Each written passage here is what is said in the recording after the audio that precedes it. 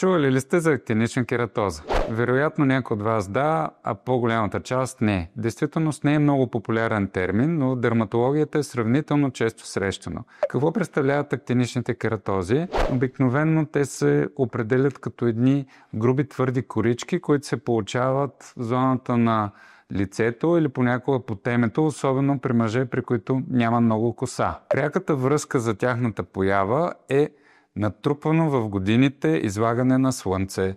Затова те се срещат много често при нашите възрастни баби и дядовци, тъй като повечето от тях са работили на открито. Какво обаче е интересно за актиничната кератоза? Тя не е просто едно натрупване на клетки, а за съжаление може да е предвестник на нещо, което да е по-неприятно, спиноцеларния карцином, което звучи страшно, но открит на време е 100% лечимо, просто чрез премахване и то оперативно.